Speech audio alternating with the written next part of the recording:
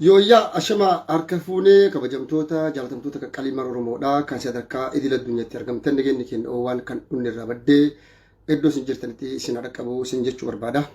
Egaa kanatti aansee keessattuu yaaddoo guddaa fi rakkoo cinqaa dararaa hamaa keessa kan jiran ilmaan Oromoo mana hidhaa Saa'uudi Arabiyaa keessatti argamaniif yaada tokko gumaachuu fi akkasumas rakkinni isaan keessa jiran xiyyeeffannaa argachuun isaa injifannoo guddaadha.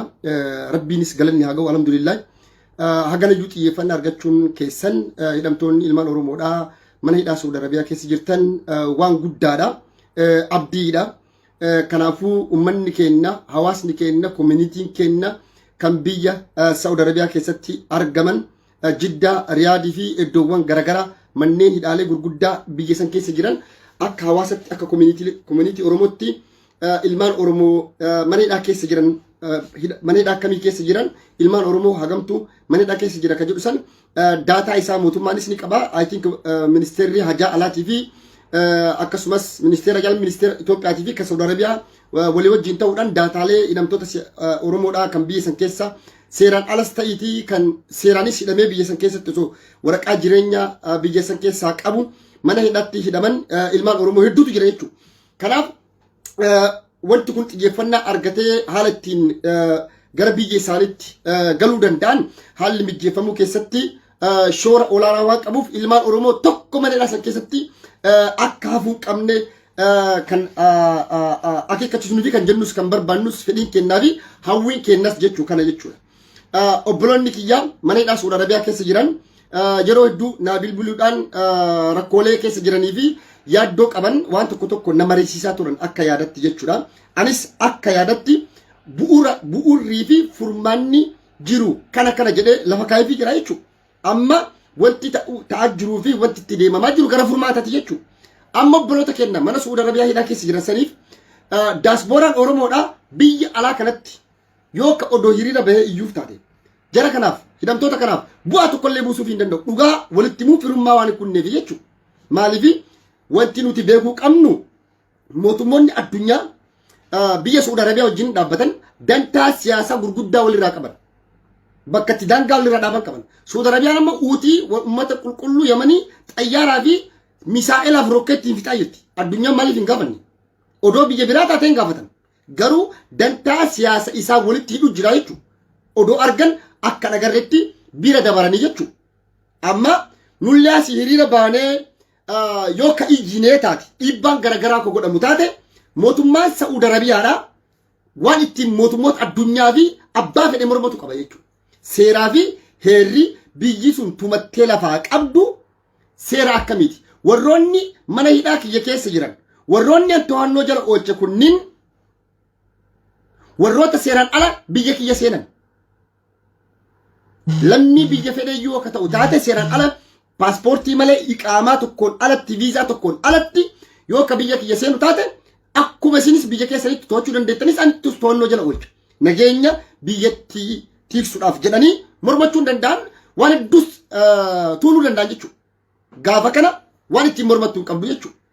Rakkoon jiru mootummaa Saa'uudi Arabiyaa harkiin hin qabu. Kan rakkoo qabu mootummaa Itoophiyaa lammiilee isaa fudhachuu irratti rakkina qaba. Rakkina diinagdee ta'uu danda'a, rakkoo siyaasaa ta'uu danda'a, rakkoo hawaasummaa ta'uu danda'a, rakkoolee garaagaraa ta'uu danda'a. Kanaaf har'a ammoo rakkoon keessan kun waan jabaatteef rakkoon keessan kun miidiyaalee addunyaa irratti sooshaal miidiyaa isaa ta'uutiin miidiyaa akka BBC'n amma ispeeshaalii BBC'n afaan Tigree agalatuun BBC'n afaan Tigreetiin dabarsu yeroo meeqa ijoollee Oromoo BBC'n afaan Oromootiin waan dabarsu iyyuu natti fakkaatu hin agarree yoo dabareessee jiraatallee hin beeku irra deddeebi'ee dabarsaa ture akkasumas dhiibbaan gara keessattuu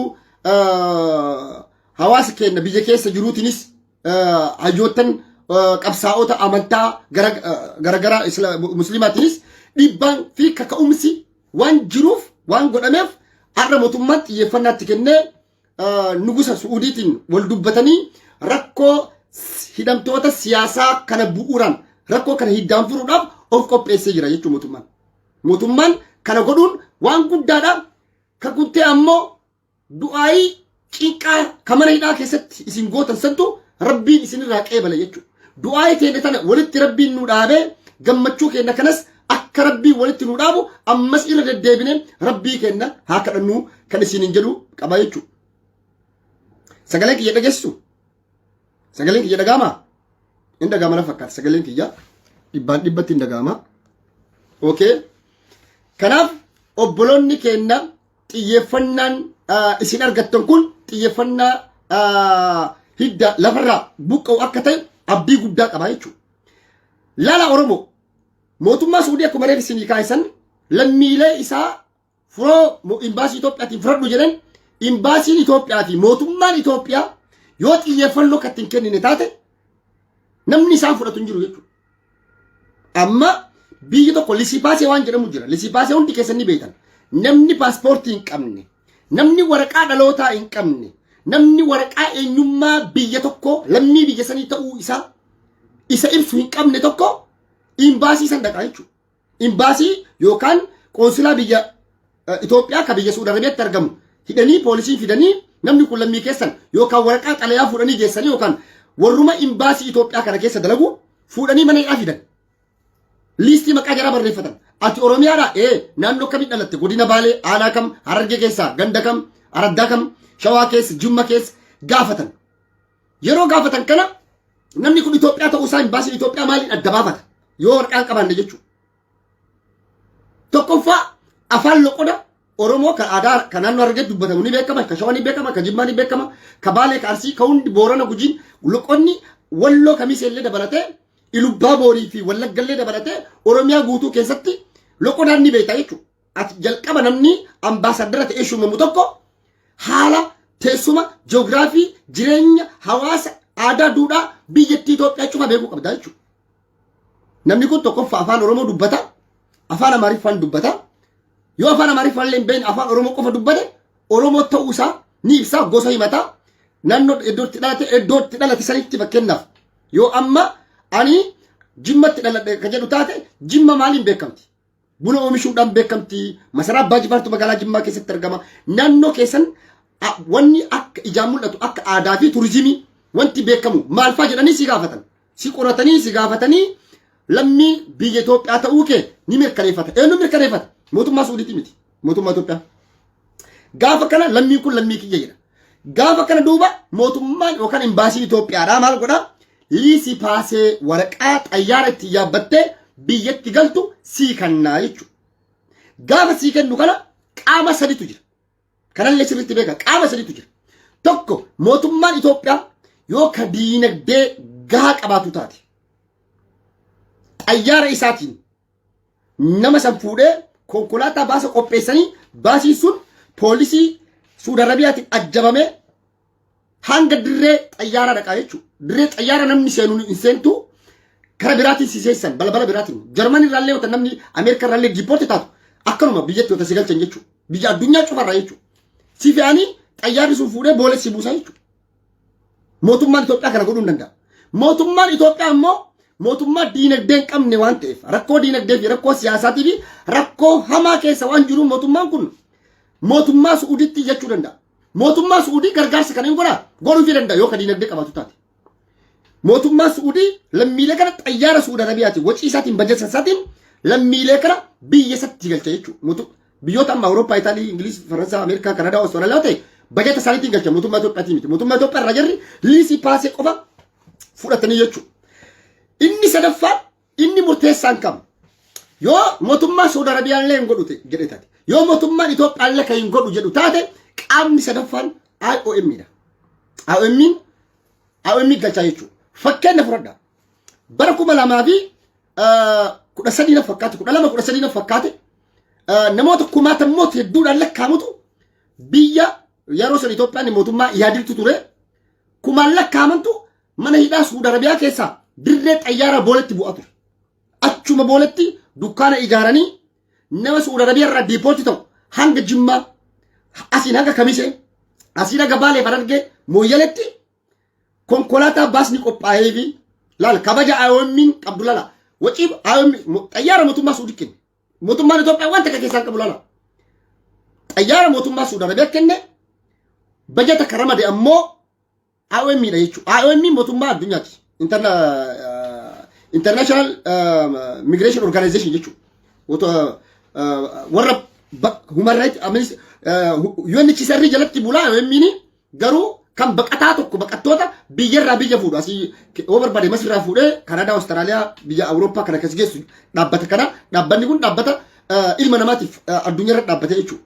IOM mallaqa guddaa ramadee fi ilmaan Oromoo lammiilee Itoophiyaa kumaatama hedduudhaan lakkaa'aman boolatti buusaa ture. Warroonni beektan kana daawwachaa jirtan ni beektan jechuudha. Garuu laal mootummaan Itoophiyaa maal godhe? IOM gaafsan doolaaraan ramadeef nama tokko mataa mataatti mallaqa ittiin geejjibaan mana isaatti galu. Mootummaan Itoophiyaa maal godhe? Baasa kana kireesse IOM mootummaa addunyaatu kireesse. Mootummaa Itoophiyaatiif ilaala. Mallaqa gaafatiin haga mooyyaleettii fi ilubbaa boorii fi jimmatti galtu. Birri Itoophiyaa kuma 60 kuma 10 kennaafi turan. Warra Suudi Arabiyaa irraa galilaa kabaja mootummaan yeroo san ture lammii isaatiif qabu. Hojii dippiloomaasii mootummaan yeroo san jiru dalagee jechuudha. Hin dhaqee mana hidhaa lisipaasee gaafataa hundasaa waraqaarraa fudheenyummaa qoodee fuudhanii xayyaarri guyyaarraa akkanatti buusaa ture jechuudha. Suudi Arabiyaa irraa hidhamtoota mana hidhaa turan warra iqaamaa hin qabne jechuudha. Kabajaan yoo mootummaan tokko biyyiitii takka mootummaa qabaatti yoo mootummaan isii lammii isaa ka kabaju taate diinnis alagaanis firris biyya addunyaa cuutti lammii biyya sanii kabajje jechuudha. Yoo mootummaan biyya Itoophiyaadhaa lammii isaan kabajne taate lammii isaatiif iddoon qabanne taate addunyaanis iddoo siin kennitu gurra siin kennitu bakka siin qabdu jechuudha. Mootummaa yeroo san ture mootummaa addunyaa biratti gurra qabuu fi mootummaa dhageettii qabu waan ta'eef hojiin dippiloomaasii hojiin guddaan firii qabeessa ta'e bu'aa qabeessa ta'e hojjetamee ture jechuudha. Amma magaalaa Finfinnee keessa ture dhugaa dubbachuudhaaf namoota hedduutu gargaaramaa ture. Garaa miti qaama sadii isiniin jedhee qaama sadiin kanaa jechuudha. Amma ammoo ka dabarte gundoo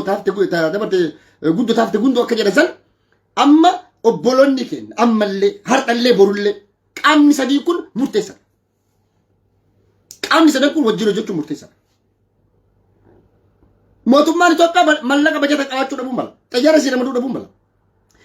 Mootummaa mallaqa dhabee birrii dhabee xayyaara achirraa naa erga nama miliyoona dasmoora miliyoona kotta gara biyyaa jiru mootummaa Itoophiyaa. Kanaaf ammallee amma abbootiin amantaa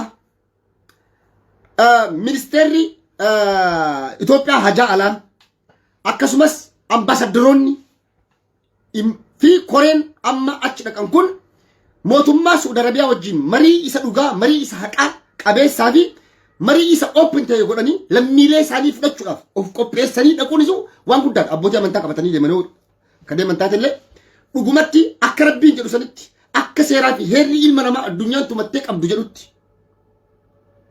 obboloota keenya mana hidhaa keessa jiran mana hidhaa keessatti nama meeqatu du'aa jira. Nama meeqatu ishtiras adda addaatiin qabamee sammuun isaa akka malee ta'aa jirti jechuudha. Kanaaf koreen amma achi dhaqe kun xiyyeeffannaadhaan rakkoo kana bu'uuraan hiddaan furuudhaaf of qopheessanii dhaquu waan gaarii. Ammallee qaamni dhaqe kun rakkoo kana furuudhaaf yoo humna isaatii ol ta'e mootummaa Itoophiyaa mallaqaan qabu mootummaa Suudi Arabiyaa na gargaara. Mootummaa Suudi Arabiyaa ana gara si gargaaraati. Haganatti guuttadhuu jedheen ammallee qaamnummaan mootummaa guddaa mootummaa Itoophiyaa kun rakkoo siyaasaa hamatu biyya kiyya keessatti na mudate. Rakkoo diinagdee rakkoo siyaasaatii fi rakkoo maallaqaa qabna. Birrii hin qabnu maallaqa hin qabnu. Gargaarsi Ameerikaan nurraa dhaabdee jirti. Awurooppaan nurraa dhaabdee jirti. Dhaabbattoonni addunyaa hundi maallaqaa fi gargaarsa nurraa dhaabanii jiranii. Kanaafuu furmaanni an qabu IOM sitti jechuudha mootummoota addunyaa kun baqataa gana qabaa daataan kanaa lisipaaseen kunooti baqattoota kana gara Itoophiyaatti naagalchi jedhee mootummaan Itoophiyaadhaa iyyachuu qaba jechuudha. Mootummoota addunyaatti iyyachuu qaba. Muus dirqama jechuudha. Yoo kana godhu taate fidinnaadhaan mootummaan Itoophiyaa dhugaa dubbachuudhaaf hawaasni keenya kan biyya Suudi Arabiyaa keessa jirtanis hojii guddatu isin eeggachaa jira. Hundi keessan dammaqina koominitiin keessattuu biyya san keessa jirtan obboloota keenya informu gochuun bakka isaan jiran haala ittiin atattamatti meeqoo nama tokkorraa sagalee haa fuudhu yaada.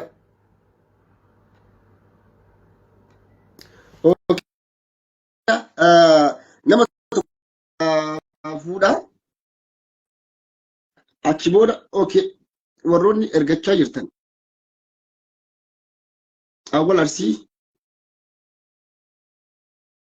okay kanaaf obboloonni kenna ilmaan oromoodhaa abshiraa rabbii isinii jira rabbiin isin hin ganne ammallee du'aa godhadha hunda keessan rabbiin gartee haadha keessan abbaa keessan jaalatan saniin wal isin agarsiisu lafa teessan urgooftu lafa teessan oromiyaa san rabbiin nagayaan fayyaa keessan guutuu wajjin oromiyaatti rabbiin isin adeebisu rakkoo amma abdiitu jira namni akka jedhamu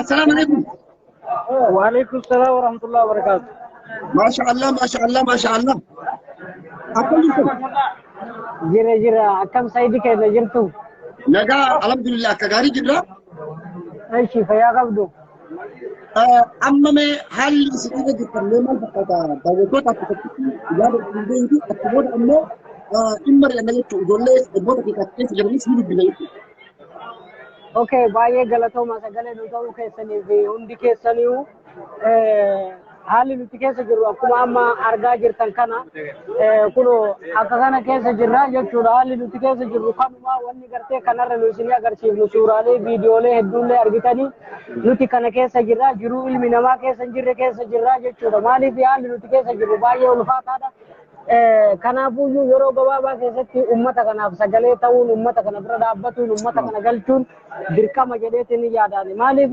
wanti kun baay'ee ulfaataadha nama dhukkubsataa hedduu jira dhibeeleen daddarboon hedduutu mana hidhaa kana keessatti argama lammiileen keenya kun baatii hedduudhaaf keessa jiranii soo kanaafuyyuu haalli keessa jiru baay'ee rakkisaa baay'ee yaaddeessaadha jechuudha kanaaf yeroo gabaabaa keessatti furmaata barbaanna yeroo gabaabaa keessatti gara biyya keenyaa galuu barbaanna imbaasota ergannatti fakkaataa dhufanii riyaadii kana jiran jaanii haasa'an jechuudha waa'ee makeenya kanarratti furuufi ta'ee yookaan cinaa fuudhanii cinaa dhiisuu deemanii ta'e hin beekan kanarratti dhaamsan dabarfachuu barbaadu maali beektu ummata keenyattis deebi'ee mootummattis maal jedhuu ni barbaada ummanni kun kaleessa hidhamee kun galee kun hafe har'as immoo kun hidhamee kun yoo galee rakkoon keenyaarras ta'ee borus ta'ee rakkoma kanaaf wanti nu barbaannu yeroo takkatti falanuu godha biyya ormaa kana keessaa nu galchaa eega biyya ormaa nu jibban kaleessas jaallannee biyya keenyarraan baane dirqiitu nu baase waan nu baase tokko keenya nuti sin beeyna firris nu beeka jechuudha isinis nu beeytan nullee ofii beeyna kanaafuu akka baanetti biyyarraa baanee biyya ormaa keessattis nagaan jiraachaa hin jiru nageenyi keenya hedduu boora'ee jira har'a immoo dhimma lubbuun jiraatuu fi hin jiraannu keessa jirraa jechuudha kanaaf lammiilee kanaaf ummata kanaaf sagalee ta'uu akkasuma deebi'ee fala tokko itti godhuun dirqama mootummaati jechuudha mootummaan jaalatee jibbee ummata kana gara tokko deebisuun ummata kana biyya isaatti galchuun yoo dadhabe mootuyyuu ofirraa mootummaa addunyaatti yoo kenne mootummaan addunyaa fala ummata kanaa godhuu danda'a jechuudha yeroo gabaabaa keessatti kana beeku waan tokko si yaadachiisa akka lakkoofsa Itoophiyaatti akka biyya lakkoofsa faranjiitti bara 2010 yoo kan yaadatu taate gaafa mootummaa yaaduu jiru mootummaa Oromootti mootummaa waliin wajjin ta'uudhaan lammiilee Itoophiyaa kumaatame hedduutti lakkaa'utti biyya galchan. Har'allee mootummaa xiyyeeffannoo fi kennaa jiru. Miidiyaan mootummaallee miidiyaan biyyattiillee rakkoo keessa akkana bu'uura irraa fuudhuu fi lammiilee Itoophiyaa fi bareedaa kan keessa jiran biyyatti galfachuudhaaf malika biyya sanii wajjin yookaan immoo mootii Itoophiyaa wajjin qaxaroo qabatanii jiran abbootii qabatanii jiranii ambaasaaddaroota hedduutu jira ministeerotatu jira yoo ta'e balballi kulmoonni isinii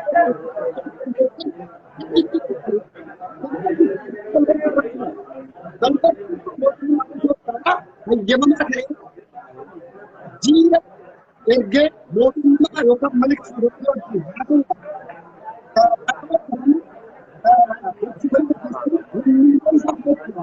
Uffatan abdii tokko wanta waan beekamu lammiileen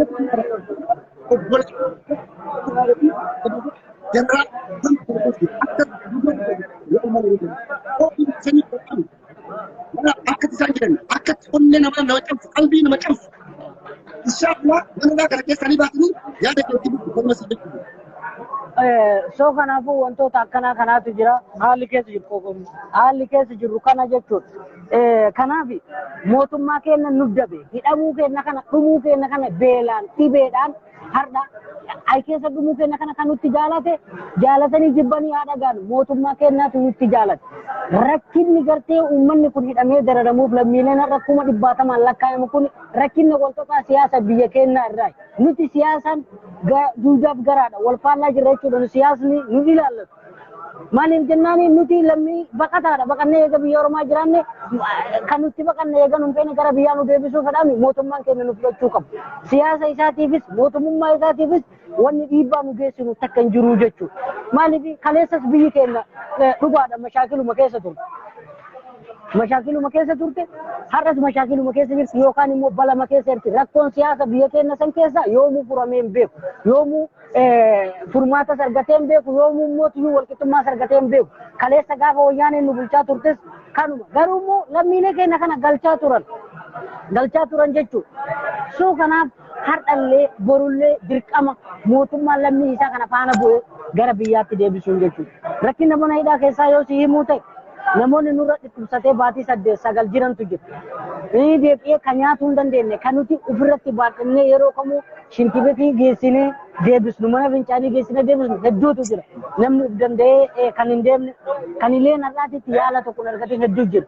Rakkoon kun immoo tuyyuu dhugaa dubbachuudhaaf jilbi lama gubate sadaffaan naafa jedha Oromoo yoo mammaa gubana siin jechuun kiyya maalinni kaleessas lammiileen keenya 40 suni bara waggaa tokko cinaa hidhamanii waggaa 2 hidhamanii galanii beeytu gara biyya amma sunutis waggaa tokko foy keessa jirra waggaa 2 hidhamaa jirra lammiileen biyya kana keessatti warroonni waraqaa eeyyamaan qabne hidhamanis borus kanuma nurra ga'e kanatu irra ga'a borummootu ummanni kun har'a filestaala kana nu uffisanii filestaala kana uffannee jirra kun waan ilma namaa uffatu miti yookaan immoo waan ilma namaati ta'uu miti jechuudha kun maarufa beekamaa waan ilma namaati ta'uu miti kun har'a qoshashaadha kun kan qoshashaadhaan gatamu nuti kana keessa jirra kana keessatti Suudiin nu gattee kana keessa jirra jaalatee jibbee uummanni keenya kana haadha ga'u kana kanatti beekuu ni qabaa siin jechuu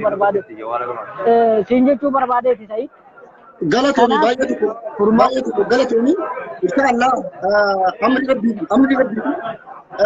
akka hidhamtanitti mana hidhaa kana keessatti hinaftanii mootummaa lammii isaatiif yaadu dhabuurra kan ta'e rakkoon kun hundi isin mudate mootummaan Itoophiyaadha mootummaa lammii biyyattii isaatiif kabaja hin qabne yoo mootummaan Itoophiyaatiif kabaja qabaate jaalala qabaate har'a biyyi ambaas diinnis alagaan firris si kabaja jechuudha kabaja si kenna jechuudha mee biyya Suudarabiyaa san bira biyya Suudarabiyaa kanaaf kennaaf warri Indoneeziyaa kunillee hedduutu biyya san keessa dalaga hedduutu biyya san keessa jira garuu yeroo akkanatti rakkatanii jumlaadhaan manni hidhaa itti cufamee bakka teetu bakka dhabdudha bakka xiqqoo qabdee feestaalaan akkanatti hundi kuufatee yaala qabee kun beelarraa rakkoo qilleensa waan meeqatu jira.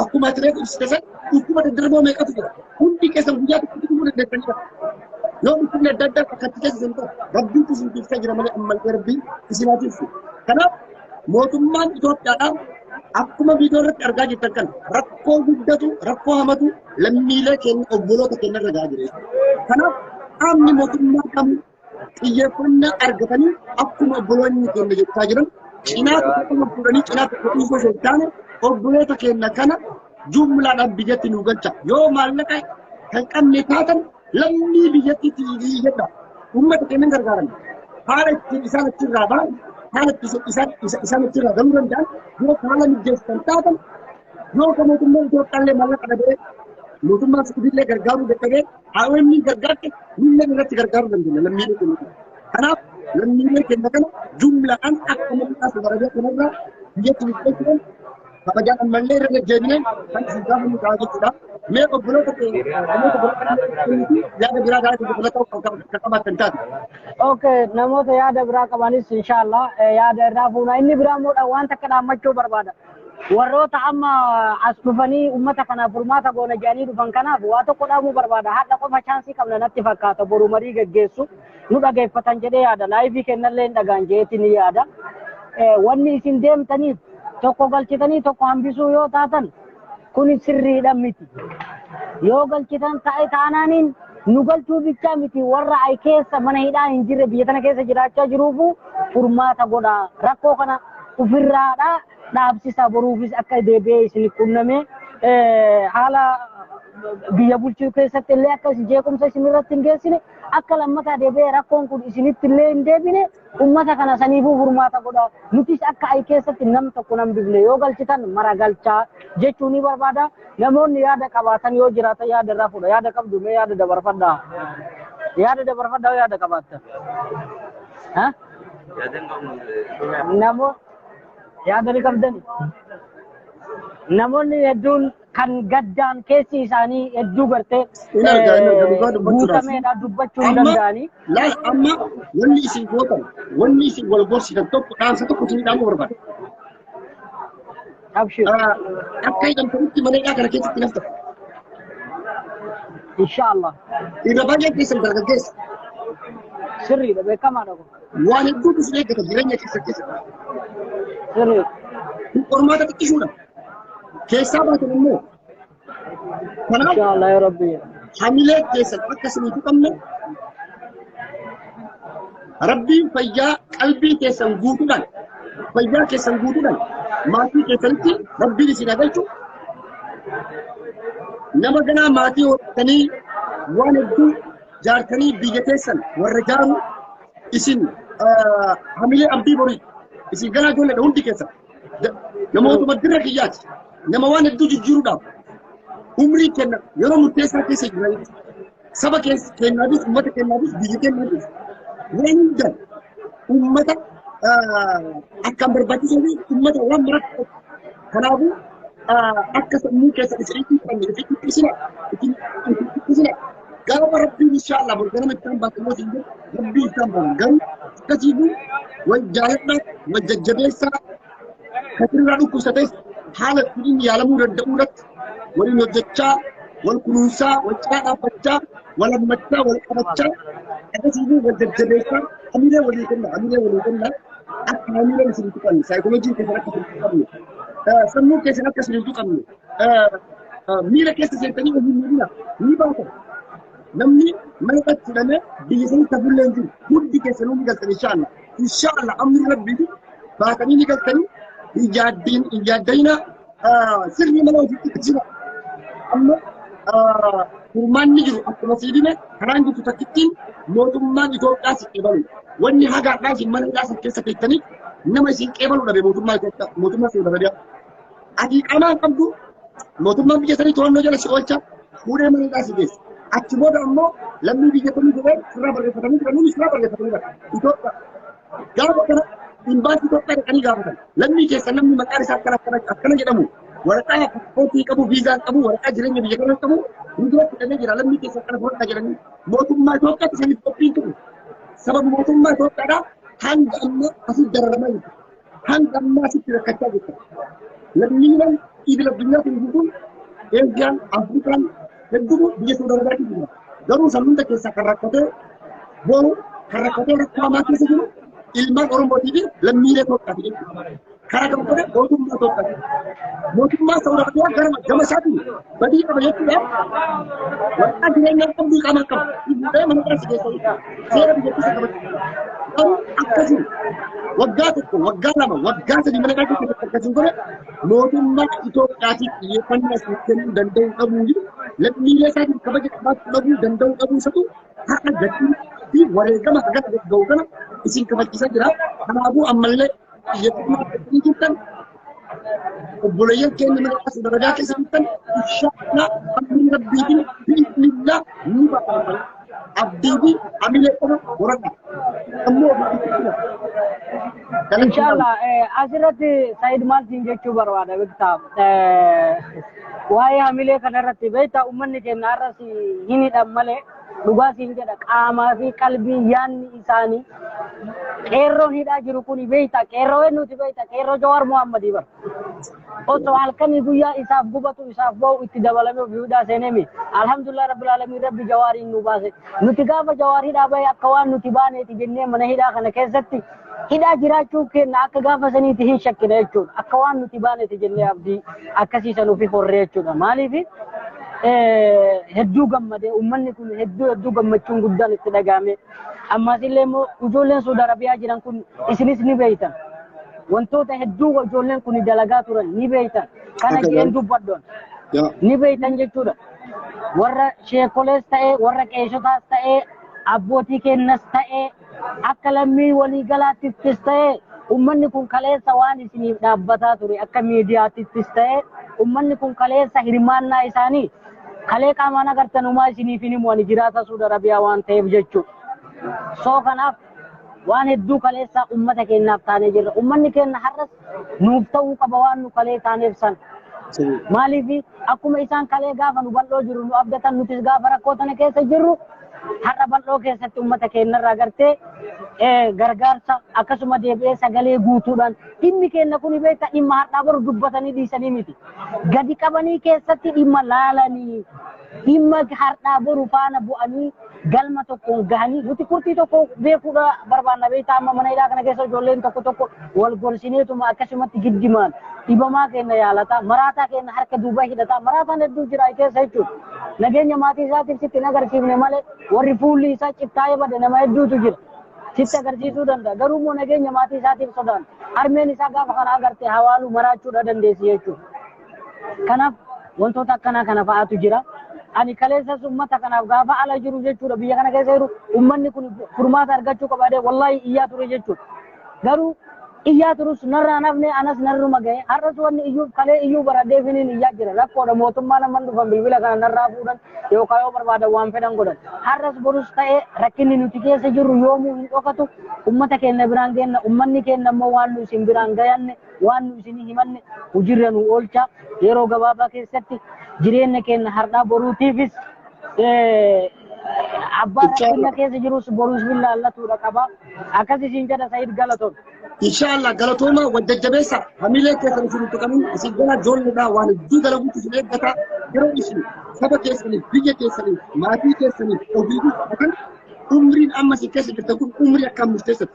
Kanaaf hamilee keessan akka isin tuqamne fayyaa guutuu qoora qalbii keessan guutuudhaan saayikooloojii keessan osoo tuqamne hamilee walitti godha manni hidhaa homaa miti mana hidhaa keessan namni nima ba'a galee Mr. Mandelaan faan waggaa 25 hidhamanii mana hidhaa keessaa bahanii biyya isaanii bilisoomsan. Gootonni Oromoo mana hidhaatti deebi'aa zalaalam jiraatan meeqatu jira. Kanaaf yeroo gabaabduu waggaa 2 waggaa 3 wareegama guddaadha kun sii galee garuu homaa miti inshallah sarrabbitu sii galee inshallah keessaa baatanii bu'aayii godhadhaa bu'aayii keessa dubbisuu dhaga'ee jira ammallee itti jabaadhaa kanuma sii jedhan nama biraatti karaa kennaa galatoon. Okay, baay'ee galatoomeeshi yeroo gaarii qabaadha. Isinis hayyoonni kenna. Warroonni sagalee nuti ajirtan gama miidiyaatiinis gama nama dhuunfaatiinis hedduu galatooma. Har'as borus nuti baay'ee isin abdanna, baay'ee isin galateeffanna, baay'ee isin jaallanna. Galatooma inshallah. Dhimma biraatiifis keessaan sii barreessa waan biraatiif sii himuu danda'a Said. Rakkoon qabu na barreessa akka gaariitti na barreessa akka gaariitti jiraatu. Ishee ayyee fayyaanaati. Okay, ayyee fayyaatu. Dhugaa dubbachuudhaaf haalli obboloonni keenya mana hidhaas ilmi namaa mana hidhaa keessatti feestaalli kennameefi daabboo goggogaa kennaafi qixaaxa kana hin jedhamne qixaaxamu kana mootummaan taa'ee hangaadhaa waggaa 2 waggaa 3 taa'ee ilaale mootummaa ajaa'ibaati. Mootummaan lammii isaatiif kabaja hin qabaanne lammiin biyyi biraas lammiilee saniif kabaja hin qabdu jechuudha. Biyya Saudi Arabiyaa keessatti warri Indoneeshaan maarree Eeshaaleen kun nama miliyoona meeqa biyya sanii dalagachaa jira. Awurooppaa kana biyyoota Afrikaa keessaa Sumaaleen akkanatti rakkatti biyya sanitti hidhamte mee rabbii keessanii jedhaati. Afrikaan biyyoota biraa hedduutu jira. Hin rakkatan jechuudha. Keenya kun ammoo kanaafiyyuu mee nama biraatiif carraa kenna. Okay, warroota no answer jedha. Inshallah akkuma dhiitatti naftu numa bariiti rakkoo amma keessa jirtan kana keessallee ilmaan Oromoodhaa keessaa numa baatanii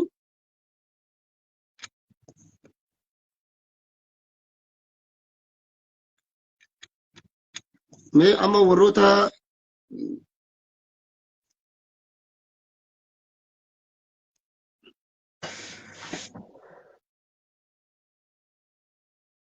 bar nama seensisuudhaaf jedhee eega ture gaafattana fakkaate. Mee namni amma warroonni seenuu barbaadan lakkoofsa tokko naa barreessa.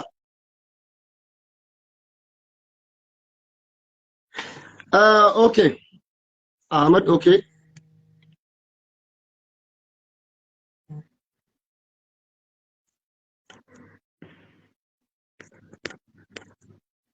Mee Ahmad itti fufiga. Ahmad si ergee jira. Kanaaf obboloota keenya kanaaf sagalee ta'uun dirqama miidiyaaleen Oromoos qabsaa'onni Oromoos hayyoonni Oromoos hundi keenya obboloota keenya kanaaf kun siyaasaa miti dhugaa dubbachuudhaaf ilmaan Oromoo mana Saudi Arabiyaa keessatti dararamaa jiran siyaasaanii miti kan hidhaman ilaalcha siyaasa kamirraayyuu bilis ilma namaati dhala Oromooti. Kanaafuu ilaalcha fi loogummaa kamirraayyuu bilisa taanee kaachi keessa jiru ijoollee ilma Arsii ilma Baalee ijoollee Harargee Boorana Gujii Ilubbaa Boor Jimma Walloo Kamisee Shawaa Wallagga hundi kutaa Oromiyaa 11 keessa har'a manidhaa kana keessa odoo gaafattanii hundi isaarra manidhaa kana keessa gurmuudhaan jumlaan hidhamee jira jechuudha. Kanaaf dhugaa dubbachuudhaaf maatiin biyyarra dhiphachaa jiranii isaanis akka dhala nama tokkotti baay'ee rakkoo hamaa keessa jiranii kanaaf isaan kanaaf sagalee ta'uun isaan kanaaf mootummaa xiyyeeffannaa kenneefi rakkoo amma keessa jiran kana keessaa baasuun dirqama jechuudha. Kanaaf inshallah obboloonni keenya ilmaan Oromoodhaa hidhaa keessa jirtan hidhaa keessanii baatan. Wanni guddaan ani isinitti dhaammadhu akkuma reef isin jedhe san ofin dhiphisinaa Abdurazak Sheko Abdurazak kenan seenu I don't know beeku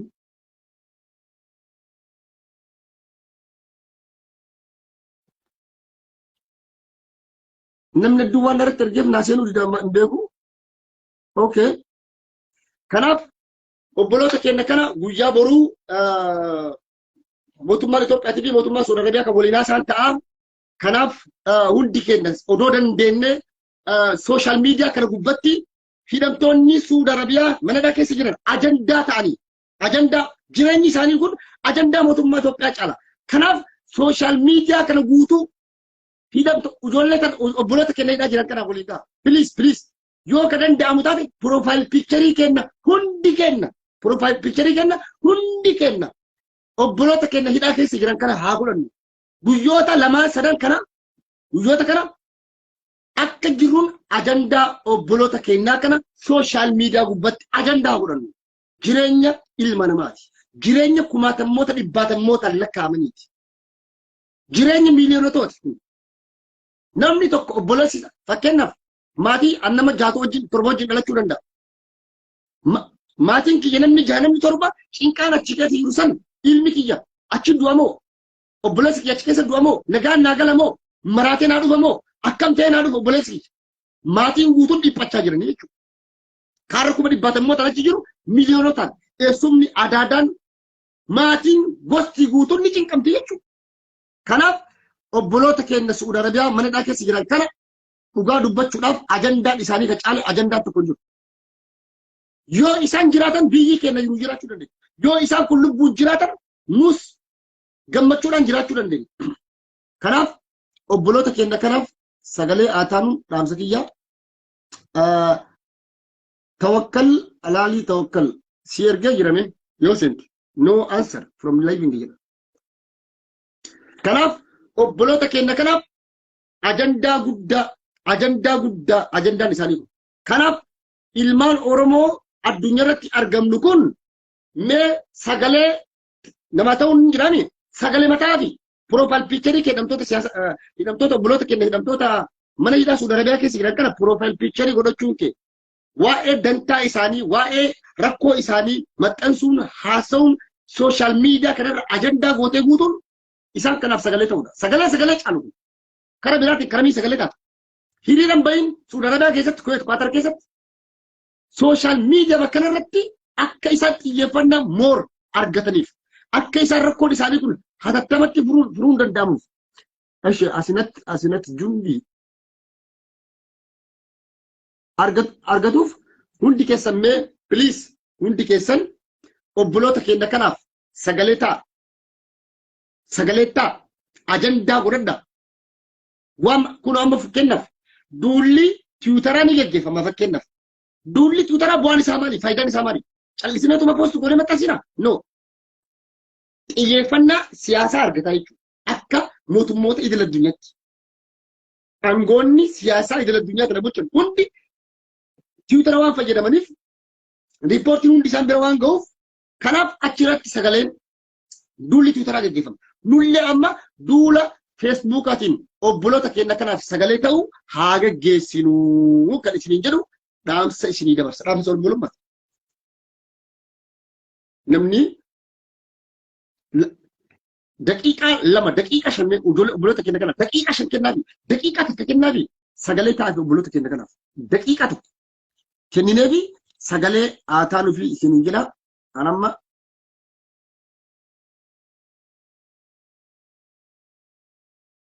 couldn't person invite need to download the last version of the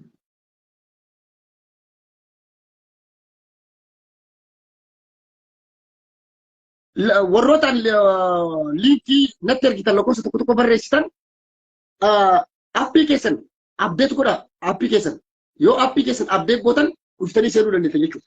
Kanaaf egaa akka obboloota kiyya Suudiyaa kana akka jedhu taate dhimma siyaasa Itoophiyaa irraa tokko lama sadiis jechuu barbaada jechuudha. Akkuma beekamu biyyi Itoophiyaa jedhamtu sun biyya rakkoo siyaasaa hama rakkoo siyaasaa keessaa bahuu hin dandeenye keessa biyya seentee jirtu jechuudha. Biyya rakkoo diinagdee qabdu, biyya rakkina hawaasummaa qabdu, biyya rakkoo siyaasaa qabdu, biyya silaa rakkinni addunyaa kanarratti uumame hundi har'a irratti wal gahee akka tiisisatti dhaddatti hidhaatee jiru jechuudha Itoophiyaa. Ammallee biyyi Itoophiyaa rakkoo keessaa bahuudhaaf qaamni fedhinnaa qabu yoo qaama walabaa taate malee hin jiru jechuudha.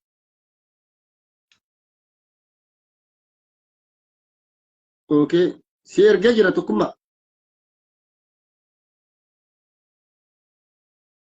Kanaaf rakkoo keessa seente kana keessaa biyyi sun bahuudhaaf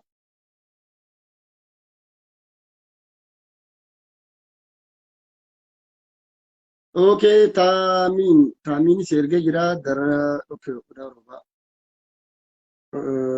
okay. I don't know. Isin ergaa jira garuu appii keessan download godhattan update gootan isin seessa jechuudha. Kanaaf biyyi sun walumaa galatti rakkoo hamaa seente kana keessaa baasuudhaaf furmaanni jiru furmaata lama qofa. Biyya Itoophiyaa keessatti nagaa waaraa lammiilee biyyattiitiif mirkaneessuudhaaf. Kufaatii diinagdee biyya sanii tasgabbeessuudhaaf. Dhiibbaa siyaasaa fi dippiloomaasii biyyattii sanirra gahaa jiru deebisuudhaaf. Okay. Asinatti jundii si ergee jira. Tasgabbeessuudhaaf mootummaan kun fedhinnaan qabu. Mootummaan kun mootummaa moo'ame. Mootummaa salphate. Mootummaa kufe. Garuu mootummaa sheeniin beeyne ka diqqolleen salphanne ka ammallee lololutu moo'ate jiru. Mootummaa moo'amuu isaatiin akka moo'atetti dhaadatu. Mootummaa Itoophiyaa malee addunyaa irra jiru. Abadan qaamni shiftaan tokko namni sadii namni lama waliin gurmaa'ee shiftaa ta'uu danda'an moo'amuu isaanii ni amanan. Hassan Jawar. I think in beeku adii isin ergaa jira garuu isin hin naqu maaliif akka ta'e hin beeku. Odoo ana bira rakkoo ta'e silaareef hin seenu hin seenu. Kanaaf mootummaan Abiyyi lola Tigraay irratti parsantii 100 akka mo'ame ni amana mootummaan Itoophiyaadhaa deeggartoonni isaas Abiyyi mataan isaa ni amana bareechi namni siyaasa beeku namni simmeetiin osoo hin taane silleetiidhaan siyaasa beeku Abiyyiilleen yaamana jechuudha. Kana caala biyyitu lolatti deemuu qabdu ejjennoo jedhus mootummaan Itoophiyaa ni fudhata jechuudha. Ni amana. Garuu qaamni biyyi sun akka tasgabbuuf waliigalteen biyya san keessatti akka hin gaggeeffamneef biyyi sun akka tasgabbii hin arganne qaamota barbaadatu. Qaamonni kunniin qaamota akraarii tsinfanyaa isa jennu warroota minilik zamachaa yookaan ammoo tinuu hidhamtoonni siyaasaa maa hiikaman jedhanii warra caffaran. Warruma arra akkas jedhanii caffarantu lola kanatti mootummaa kanallee naqe. Azaaba seensisan. Azaaba keessaa bahuu hin dandeenye keessa. Hallayyaa illimii kan keessaa bahuu hin dandeenye keessa qaamni mootummaa Abiyyii fi sirna kana isin ergaa jira Amiira yookaan Oromiyaa Hajii si ergee jira. Qaamni seensise connection failed. Which connection? Ajaa'iba kun abboon. Appii kiyya ta'e hin beeku mucaan seenee jira. Kanaaf mootummaan Itoophiyaadha. Kufaatiin Itoophiyaadha. Saffisaan deemaa waan jiruuf gufuulee gurguddoo jiru. Gufuuleen jiru maali? Qaamni minilik zamachaa jedhu. Qaamni ammallee hidhamtoonni siyaasaa akkamii hiikaman jedhu. Aktiivistoonni nafxanyaa akraaronni jechuudha. Mootummaa kanaaf nagaa kennuuf hin deeman. Mootummaan ammoo isaan sodaata. Isaaniif xiyyeeffannaa kenna. Waan lama filachuu. Waan lama filadhu tokko keessaa. Dirqama filachuu qabda jechuudha. Yookaan garas citu yookaan garara citu. Mootummaan kun ammallee mootummaa yakkoota gurguddaa akka sadarkaa idil addunyaatti raawwate. Nagaaf tasgabbii yoo kamuu si taate mootummaa seerri addunyaatiif mootummaan addunyaa araaraman godhanii yakkoota dalageef yakka waraanaa gudeeddaa yakkoota gurguddaa raawwateef. Duuggaa sanyii raawwate. Doozariidhaan boollatti ilma namaa awwaalan. Odoo mootummaan Abiyyi biyya bulchuu itti gaafatamaa isa abbaan fedhe nama ajjeesu. Kan itti gaafatamu mootummaa kana. Duuggaa sanyiitii fi ajjecha reebicha dhiittaa mirga lamaa biyya san keessatti raawwatuuf gochoota shukanneessoo gara jabinaan ilmaan Oromoo addabaabaayii gubbatti gabbaasanii ajjeesan. Abbootii gadaa Oromoo jumlaan rashanan. Kana hundaaf kan itti gaafatamu mootummaadhaan mootummaanis caala jedhee amanaa jira. Ilmaan Oromoo meeqadhaa keessaa baasanii ajjeesaa jira. Akkanuma yakkoota gurguddoo naannoo Tigraay keessatti raawwatame. Kasaaraa siyaasaa dinagdee gahee kana maraaf mootummaan kun itti gaafatama. Abadan tokko san lammata mootummaan kun dhoksaadhaan dabra coofaatti harka kennee walii galla jedhee dhoksaadhaan walii galaa jira. Jarri ammoo mo'achuu isaanii maaliin beekan? Tigraay kabachiisuu isaanii. Daangaa hanga Finfinnee funyaan jala dhufanii deebi'e. Gaafa gadhiisanis lolaniiti miti kan gadhiisan. Waan fudhatan waan guuratanii keessaa guugatanii jechuu keessaa galan. Har'a rakkinni jiru kana hunda hojiin beeynu odoo ta'ee jiru waliigaltee biyyoolessaa gaggeessa jedha mootummaan kun. Waliigaltee biyyoolessaa gaggeessuudhaaf galmee shoror keessaa waraana bilisummaa Oromoo irra kaa'ame ka'uu qaba jalqaba. Seerri biyyattii paarlaamaa walitti qabamni fooyya'uu qaba. Seerawwan barreef ka'uu qaba. Warri seera baasu, warri seera tumu, warri seera eegu seera kana fooyyessuu qaba. Akkasumas TPLF illee shoror keessanii matamee jira. Biyya san keessatti nagaa buusuudhaaf qaamni hidhatee miti. Qaamni kamuu karaa najaasachuu kamuu kan raafuu hin dandeenye jechuudha. Itoophiyaa keessa ilaalcha adda addaa jira. Fidhiina garaagaraa jira. Amma fakkeenyaaf gaafi waliigaltee biyyoolessaa irratti yeroo jalqabaatti gaggeeffamame Finfinneenis waliigaltee biyyoolessaa keessa seenti. Gaafii gaddaa siyaasaatii miti. Bu'uurri waliigaltee biyyoolessaa jechuun maali? Siyaasaa irratti, seenaa irratti waliigalamuu qaba seenaa irratti. Dhaalolee kaarkaa farma minilik dibbin ragaa bahuu qabda jechuudha. Waliigaltee biyyoolessaa gaafa kana nafxanyaan godhee jira jedhee gaafa. Minilik yakka raawwatee jira. Harmaa fi harka ciree jira. Kanaaf dhaloonni kaleessaa yakka dalageef dhaloonni har'aa itti gaafatamummaa fudhannee dhiifama gaafanna jedhanii dhiifama gaafatanii wal araaramuu. Waliigaltee biyyoolessaa jechuun kana. Finfinneen seeraanis, heeraanis, samiinis, dachiinis ta Oromooti sabab salammii keessa jiraata ragaa bahuu qabda. Irra waliigaltee seera biyyattiitiin lafa kaa'uu qabda. Haala kun hin gaggeeffaminitti waliigaltee biyyoolessaa jechaan bara waliigaltee jaarmoota siyaasaatii miti. Waliigaltee paartii biltsiginnaan izeemaa fi yookaan ammoo abinni waliigaluu miti waliigaltee biyyoolessaa jechuudha. Waliigaltee biyyoolessaa jechuun bu'uura seenaalee bu'uura irratti waliigaluutu barbaachisa. Wanti hundi rakkooleen gurguddoon bu'uura ta'an sila sabab sablammoota gidduu jiran furamanii sabni walitti dhufee araaramee biyyi Itoophiyaa kasaba tokkooti miti.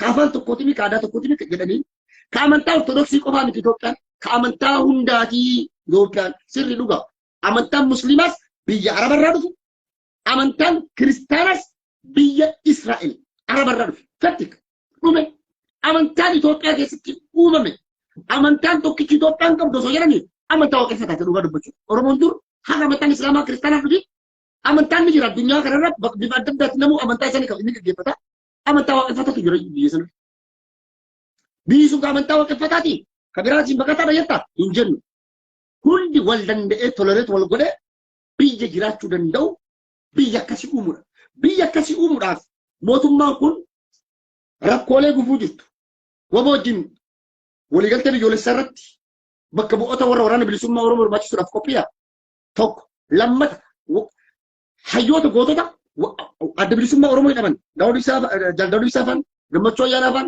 عبد الله سافن الأريبان ini كماني warri kaafon gootota jagnoota isaanii ka jumlaa hunda kennamii ka yoo wara addu miseensonnii fi koree hojii geggeessituun olaanoon adda bilisummaa Oromoo hidhaan bahi kaafoon deemeen filannoo biyyoolessaa keessa seenu yoo wamoon hin hirmaatiin kaafoon deemeen seenu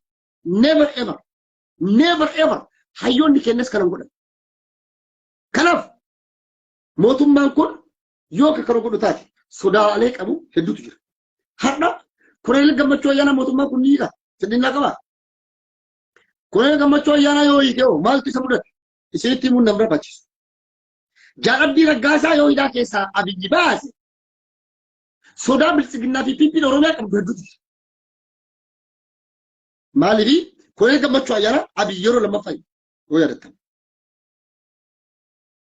kana booda way sadaffaa jedhama bilisummaa dhangalaa'ii waan hunda social media kan irratti taasisuun barbaachisuuf malee mootummaa shakkii gurguddoo irraa qaba. Har'a yoo uummata murteessaa kana hiikne jaalabdii raggaasaa fi koloneel gammachuu ayyaana fa'aa keessattuu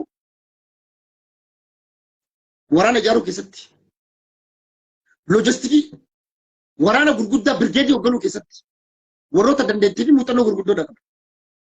Yoo isaan kana hidhaa keessaa qabaasu taatan maaltu nu mudataa? warri bilisiginnaa ta'anii fataffatanii maxxatanii lafa kaatanii jira.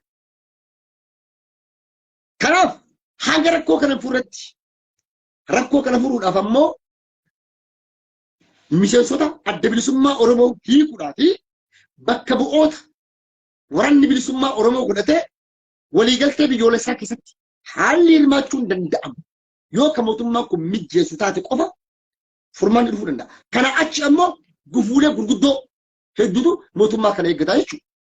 Waliigaltee biyyoolessaa kijibaa geggeessuudhaan furmaataa fi nageenya waaraa biyya sanii fiduun hin danda'amu. Ayitaasamu hin yaadamu. Gaafiin Finfinnee gaafii bu'uuraati. Gaafiin Oromoon gaafatu gaafii eenyummaa, gaafii hiree mataa ofii ofiin murteeffachuu, ofiin of bulchuu, qe'ee fi qabeenya kennarratti abbaa lafaa abbaa biyya ta'u. Doorsifamuu, ajjeefamuu, reebamuu, hidhamuu, hidhaa keessaa baafamanii rashanamuu never ever hin keessummeessinu. Hanga kun hin dhaabbatanitti baaburri qabsoo bilisummaa Oromoodhaa ispiidiin isaa haayila ni deema jechuudha. Kanaaf gufuulee gurguddootu jira waa'ee mootummaa kanallee haasa'uullee barbaadu. Dhaamsi an qabu dhaamsa takka qofa. Warroota na daawwachaa jirtaniif daawwattoota kiyya. Mi'a agarsiisuu isin taanammoo isin ergame. Okay, yeroo biraa yoo okay. Wanni biraa tokko kan asirratti isinitti himuu barbaadu fi dubbadhu maalidha? Yeroo biraa bal'ina irraa haasofna. Ilmaan Oromoo yaa ilmaan ayyaadha. Yoo bilisoomne waliin bilisoomne. Yoo gabroomes wajjin gabroomne. Garuu ilmaan Oromoodhaa gabrummaadhaaf of qopheessite. Dhalattees hin beektu ijoolleen Oromoo jiraattis hin beektu. Gootonni keenya kanallee nu dhaachisne. Gabrummaadhaaf takkaa diinaaf alagaadhaaf Oromoon harka kennatee hin beeku. Harmaa fi harkatti irraa cirame malee. Harka kennachuu dinnatu kana mara isaan taasise. Kanaaf nu hundi keenya waliin miidhamaa jirra. Waliin hidhamaa jirra. Waliin rashanamaa jirra. Waliin qe'ee qabeenya keenya irratti miidhaan gurguddaa fi gochoonni shukanneessoo gara jabinaa nurratti raawwatamaa jira. Oromoon walirratti xiyyeeffachuu dhiisee waloodhaan diina irratti xiyyeeffachuu danda'uudha qaba jechuudha.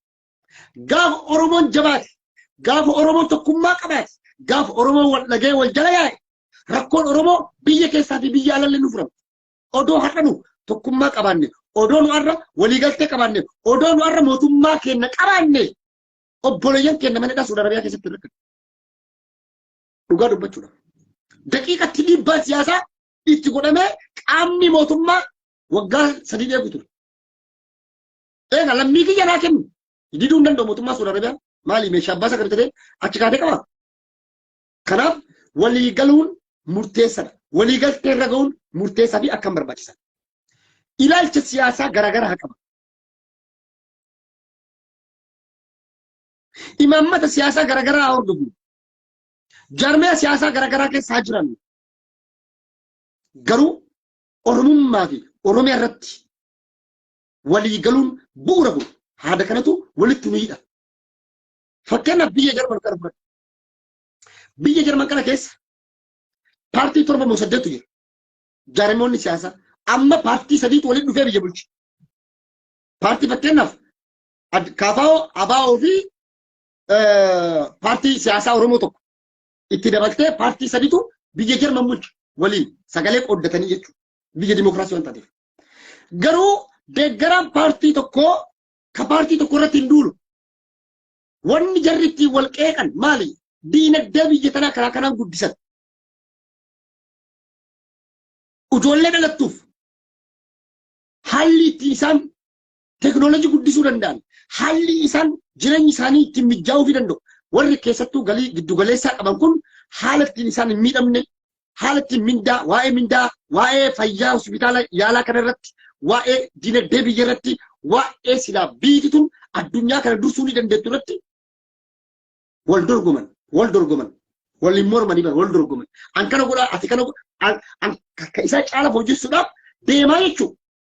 Kennoo addunyaadhaan wal dorgomuu dhiise diina irratti xiyyeeffachuu dhiifne, rakkoo gabrummaa waan jiru irra jirtu dhiifne, dhiibbaa siyaasaatii fi dhiibbaa diinagdee hawaasa keenya, ummaa keenya, ayyaa keenya, abbaa keenya, abboo keenya irra gahaa jiru dhiifne yeroo garuu ilmaan Oromoo wal keessa deebi'anii walitti xiyyeeffatan. Arguu caala wanni nama aarsuu fi wanni mataa nama dhukkubsu jechuudha. Kanaafuu ilmaan Oromoo abbaa feete deeggare, abbaa feete jala deemu ka ajjeefamaa jiru obboleessa keeti. Har'a dhugaa dubbachuudhaaf kaarra obboleessi isaa bilchiginnaa PP keessa jiru mana Saudi Arabiyaa keessatti rakkachaa jiru jira.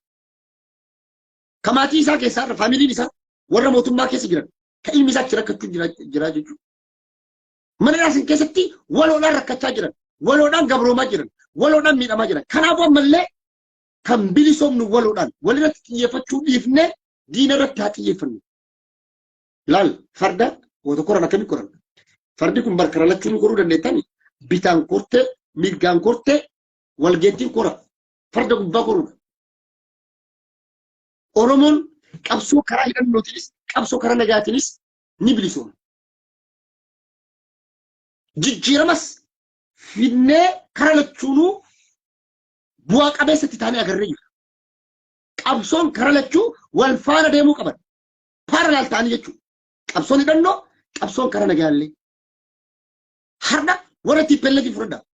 Warri TPLF qaamni lola gaggeessu qaama biraati. Dabra Tsoonfaan maali? Hojii dippiloomaasii dalagan. Geetaachoo Raddaa maal dalaga? Hojii dippiloomaasii siyaasaa dalaga. Kalolee lolchiisannu Tsaadqaan Gabreteessaa ifaa jeneraaltota jiraati lolla waa'ee lolaa Geetaachoo Raddaa akkatti lolan hin beeku saayibii. Istiraatejikanii lolli maal akka ta'e nuu nama yaa qabu. Dabra Tsoon illee dur keessa ture raadiyoo fa'aa maalii kana dabarsaa ture gaafa dur qabsoo gaafa wala keessa ture. Wanni inni beeku hin jiru. Qaamni kun lamaan yoo waliin hojjetan addunyaa guutuu ajandaa ta'an. Addunyaa guutuu xiyyeeffannaa isaanii jenna. Har'a nuti gaa'ee gadi miidhamaa jirra. Maaliif jarri qorti xiyyeeffannaa argatte? Waloon hojjetan laa. Har'a amantanii amanuu baattanii nama biraallee mi'a agarsiisu carraa argattanii siin naqaa yoo siin isheen. Har'a amanni amanuu baanne fudhachuu baatte warri TDF la TDF fi TPLF takka miti. Jaarmaya siyaasaa afurtu naannoo Tigraay keessa jira. Jaarmaya siyaasaa afurtu والتأي ولو دان أبيجي لولي غافا كان أبيجي موات لال أكان قبرتين سايفي دبرت أوفان بارتي تو كوميتي ملس دوري ساري يوكا إتاماجوشونين إثيوبيا كجيرو جتبا إساتوري ملس فان فوكو شرب غوتان جدني ورا فوكو شتكا جيسا ورا أرجمان har nagaru rakon ummata oromo rakon tigray ran dufe rakko kenna jedhenu le qabsan oromo ma kan adan godhan samni amba ummanni mileni shan akkamitti bilison ma qoranne ma lalle dimte amma karaki qofatta afan qawweti malen taw karana gati malen taw namni jedhen lenju hin barban warri ajanda kana fiddani saba keessa facaasuudhaan saba jidduutti qaawa uumuudhaaf deemtan diinni nafxanyaa caalu diinni diina caalu tokkoffaa si jechuudha. Tokkoffaa si jechuudha. Oromoon wal dhaga'uu qaba. Karaa hundaan walii qabsaa'uu qaba. Hojii dippiloomaasii waliin hojjechuu qaba. Hojii advokaasii wajjin hojjechuu qaba. Qabsoo hidhannollee kan geggeessaa jiru har'a waraanni bilisummaa Oromoo kan lolaa jiru. Ka jaarmaa tokko qofa gootanii ilaalidha. Waraana bilisummaa Oromooti bara. Waraana Oromiyaati malee harka beekutti akka hubadhutti. Waraanni bilisummaa Oromoo ka jaarmaa siyaasaa tokko qofa jedhanii hubachuu fi laaluunuyyuu roongidha jechuudha. Poolisiin fakkeenyaaf poolisiin mootummaan naannoo Oromiyaa hin jira poolisiin qaamni nageenya naannoo Oromiyaadha. Yoo fakkeenyaaf sila biyyi teenya dimookiraasii taate. Sagaleedhaan bilisiginnaan mo'amtee addi bilisummaa Oromoo dhufatee qabate. Poolisiin sun hundi jaarmaa san seera biyyattiitaaf waan filannoodhaan filameef sagaleen filameef beekamtii kennaniif jechuudha. Garuu poolisiin maal godha? Jaarmaa ana hin ajajamu. Jaarmaa irraa bilisa jaarmaa siyaasarraa akka seera addunyaatti. Poolisiin seera biyyattii tumame kan uummanni tumate san tiksa jechuudha. Seera qofa tiksudha poolisiin. Jaarmaa siyaasaa fi logummaa jaarmaa siyaasaa kamirraa bilisa. Jarmanii deema Ameerikaa bana ifan lakkabat. Riippaabilikaan Dimokiraatiin jedhamu waraannii fi wanni dantaa biyyaa dantaa higeree biyyaa tiksa. Waraanni akkasiin beeynanu. Har'allee waboo keessa ijoolleen jirtu. Kan ilaalcha siyaasaa garaagaraa qabaatu hedduutu jiru. Garuu gabrummaa kana waloodhaan ofirraa qolannaa. Waloodhaan ofirraa diina jilbiinfachiifnaa. Ilaalcha siyaasaa garaagaraa fedhii fi hawwii garaagaraa qabannullee ilaalcha keenya wal gidduu jiru kana dhiphinnee boruuf ballo waan qabnuuf har'a garuu diina kana ofirraa fuuqqachuu qabna. Mootummaa abbaa irree kana ofirraa buusuu qabna. Diina keenya kana mo'achuu qabna jedhanii waloodhaan qabsaa jiran. Kan waliin qabsaa jiran ilmaan Oromooti. Kan waliin ajjeefamaa jirullee ilmaan Oromooti. Kan waliin ajjeefamaa jirullee abbootii gadaa Oromooti. Hundi keenya wal qixa miidhamaa jira. Tokko hidhaa keessaa bahee tokko hidhatti waan hafeef siyaasa mootummaan taphachuu barbaadu lama. Kana hiikanii hummaa hafee kun akkanaa ajandaa ati wal keessa deebitee ittiin wal nyaattu mootummaan kursii bocuu man follaaluu dhabde. Yaa Oromoo qabsoon saffisaan deemaa jira. Qabsoo baabura saffisaan deemaa jiru kana duubatti hin deebisina. Diinatti hin ta'inaa qabsoo Oromootti. Yoo dadhabde afaan kee qabadhuutii ta'i. Yoo gochuu dandeetti gumaachi qabsaa Oromootii fi qabsaa'onni Oromoo hundinuu biraa kabaja qaban. Hanga mooraa bilisummaa Oromoo hin galinitti. Hanga mooraa diinatti hin galinitti. Uummanni Oromoo bari hin beeka. Uummanni Oromoo takka takkaan gamaggamee laalee eenyu beeka bara addaa baasii. Nuyi miti har'a ijoollee xixiqqoo gartanii ijoollee wankii. Sirba Abiyyi sirba ijoollee waggaa kutaa afur barattu. Laala dhageeffadhaa. Ijoolleen xixiqqoo sun waan afaan jaraa keessaa bahu sirba yeroo jedhan sirba akkam sirba. Sirba qabsoo sirban. Bar naannoo Amaaraa fi naannoo biraa osoo deemtee ijoollee xixiqqoo akkas goote never ever hin jiru. Amma kana fatti naafan akkuma asiin dura paartiin abin beektanii paartiin abin. የኦሮሞ ገበሬ ጫማ አለው የአማራ ገበሬ ጫማ የለውም የኦሮሞ ገበሬ መኪና አለው የአማራ መኪና የለውም ከጀዲሰን ዱብኝ ሰነት ደምጥየቹ ኦጆሌት ጥቆ የኦሮሞ ልጆች አራተኛ ክፍል ላይ ሆኖ እንዴት ባክ አካውንት ሊኖራቸው ይችላል ፍዲና ሊሳኒው አከሚቱ ዶክተራ ማተውራ ዶክተር ማተው አባ ቀበኛ ማተው በርባድ ኢንጂነር ማተው በፓይለቲ ፍዲቢ ሐዊን ዳሎተ ቁቤ ይብደ ከናይቹ ኦጆለንቱን ካማ ከነ አማራ ከነ ያዱ ጋፈ ኡምሪ ከነጋር ሞ ያዳ dhaloota gabroonfachuu hin danda'amu. Dhaloonni kun dhaloota gabrummaadhaaf uumame illee miti. Dhaloonni kun dhaloota diinaaf illee bitamuudhaaf uumame miti. Kanaaf hundi kenna ijoollee xixiqqoo tanarraa waa hubachuudhaan qayyabachuudhaan qabsoo mooraa bilisummaa Oromoo jabeessa. An amma isaan Ismaa'eel akka nama tokkotti waraana bilisummaa Oromoo siin gargaara. Sagalee siin ta'aaf qabsoo karaa nagaa wanni jedhamu jiru. Qabsoo karaa nagaa illee hin jedhina. Qabsoo karaa nagaa jechuun dogoggora. Karaa nagaati wanni jedhamu jiru. Qabsoon karaa nagaa illee wareegama qabdi. Hidhamu jira. Ajjeefamu jira mataa sidhaanii akka caalu ta'e jechuudha. Hin duutaa. Ni duutaa ni ajjeefamta. Wareegama kaffalaa jirti. Wanni nagaa jedhamu jiru. Iyya mootka. Iyya tagadalga. Biiroo keessirraa cufamaa sirraa sabamaa karaa nagaa jettaa. Hin jiru waan akkasii. Wareegama lubbuu qabsiisanii qabsaa jiran qabsaa'uun. Kanaaf xiqqoo spiidii keessa lala ragaa tasgabbeessaa. Tasgabbeessaa. Ilmaan Oromoo jidduutti qaawa banuu dhiisaa. Ajandaa akkanaa kanallee afarsuu dhaabaa. Diinaaf ajandaa ta'a. Rakkataa keessatti sagalee ta'a. Diinagdeen gargaara, yaadaan gargaara, hamileen gargaara. Yoo waan gootuuf dhabde dhukkubsadhuuf quuqamiif siyaa quuquuqaan isaa dhukkubbiin isaa siyaa dhukkubu. Gaafas namooma qabda, humaanitii qabda jechuudha. Gaafas dhugatti keessi kee madaa'ee saba keetiif kaka'umsaa fi qabsootti kakaate jechuudha. Kana godha dhaamsa kee jiru. Galatooma kaarraaf jedha sumarra dhaaba. Mee guyyaa boruus inshaallah warra biyya deebi'ee dhufa.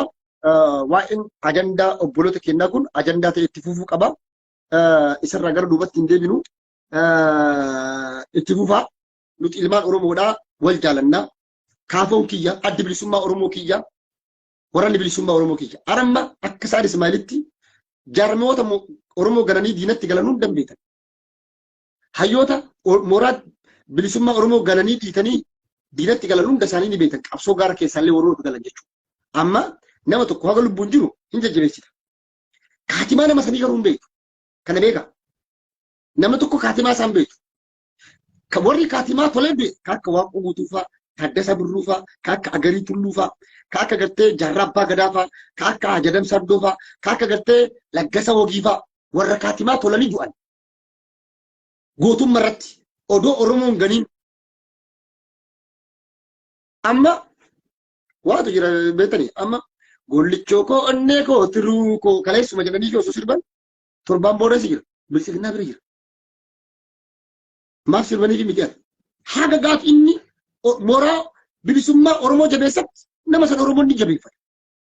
Gaafa ammoo garaadhaaf bololee mooraa diinaa galee deeme haala wassaalan mangaduu carqa argille jettanii biraa deebitaa jechuudha. Hanga garuu wanni sun hin ta'initti gootonni qabsaa'onni hundi kabaja saba kana biraa qaban. Galata guddaa saba kana biraa qaban. Haati qaxxoo guddattu Oromoon hayyoota gootota qabsaa'ota akkanaa qabama jedhamee ittiin dhaalatama. Diinni ittiin nu sodaata diinni. Waan diinni ittiin si sodaatu har'aatiin. Fiddee gabbuus ta'a. Waan har'a diinni odoo akkanaa qabaadhe, odoo beeka akkanaa, hayyoo akkanaa, goota akkanaa, qabsaa akkanaa qabaadhe jiru. Odoo akka Oromoo, odoo akka goota akkanaa jedhanii fakkeenya si fudhatan. Hamilee wal cabsitaa, wal dura dhaabbatta. Bamanaanis illee, hamilee kamiin, bamanaanis kalkuleeshin, moraalii kamiin. Yeroo waan tokko sooshaal miidiyaa kanarratti agarru baay'ee tokko nama dhukkuba galatoomaa isinitti dheeresse kaarraaf jedhe kanumaan golabaa bal'inaan waa'ee kana irra deddeebinellee irraa sofna garuu amma ajandaan kenna waa'ee hidhamtoota ilmaan Oromoodhaa mana Saudi Arabiyaa keessatti hidhamaniiti. Kanaafuu hundi keessan galatoomaa yoo rabbiin jedhe inshaallah guyyaa boruu walitti deebinee dhufnu ta'a. Anis miseenjara kiyyanii tolchaa isinis qopheeffadha. Ni mari'anna. Diiskashinii hedduu goona. Wanni hunduu mariidhaan furama. Yaada keenya gara tokkotti luccessinaa. Yaada nirruu gabrummaa fi bilisummaallee wajjumaan dhadhabnaa. Hundi keenya walqixa miidhamaa jira kan jedhu qabannee deemnaa. Haalli nu qabnu takkittiin sunnaan Oromoo maali? Sunnaan Oromoo shartiin Oromoodha. Oromummaa fi Oromiyaa. Dhumatti karaa Oromummaa fi sabboonummaa Oromiyaa irra deema. Asii achi gamana nizinnisii takka cikicikii takka hin jiru jechuudha. Kanuma jechuu barbaada. Galatoomaa ulfaadha wayyamaa naa jiraadha.